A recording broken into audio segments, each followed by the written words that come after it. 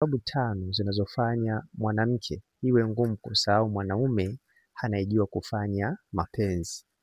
Ni muhimu sana kuweza kufahamu kwamba ni ngumu sana mwanamke ambaye alishawahi kutoka kimapenzi na mwanaume ambaye anajua kufanya mapenzi akaweza kumfurahisha wakati wa kufanya mapenzi.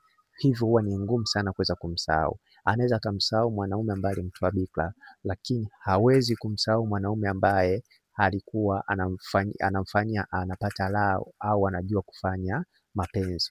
Hizi ndizo sababu 5 ambazo huwa zinafanya mwanamke kutoweza kumsahau mwanaume ambaye alikuwa anajua kumfanyisha au alikuwa anajua kufanya mapenzi. Sababu ya kwanza, mwanaume alikuwa anajua namna ya kumpapasa sehemu ambazo zinaleta hisia kimahaba. Hii ni mojawapo ya sababu ambayo ni ngumu sana mwanamke kuweza kumsahau.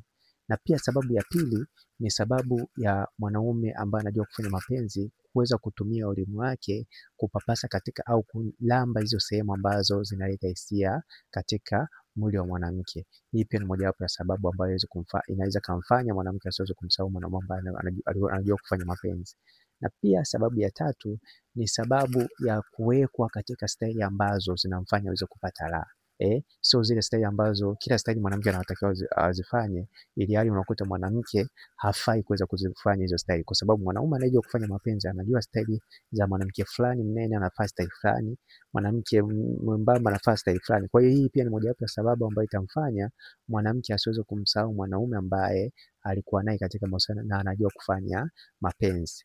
Na pia sababu nyingine ya 4, kufikishwa kileleni bila hekaheka wala purukushani. Hii pia ni mojawapo ya sababu ambayo inaweza kumfanya mwanamke asiweze kumsahau mwanaume.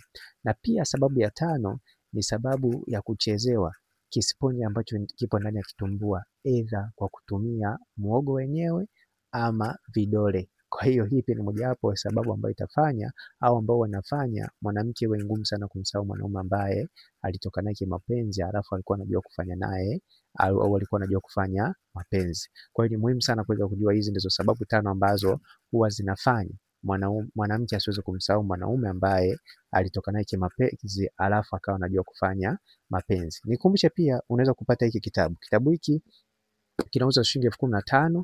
Unaweza kukipata ili uweze kunusuru ndoa yako ama kuingia katika ndoa sahihi. Hakikisha unanicheki WhatsApp kwenda namba 0713 7287 36, na kama utakuwa nje ya Tanzania utaanza na jumlisha 255 713 7287 36. Kumbuka hiki kitabu lengo lake kubwa ni watu waweze kuingia katika mahusiano sahihi ambayo yatajenga ndoa sahihi. Kama unahitaji ushauri ama video za kufanya mapenzi, hakikisha unanicheki WhatsApp kwenda namba 0713 7287 36. Naitwa Isaac Kanyankole. Asante na karibu.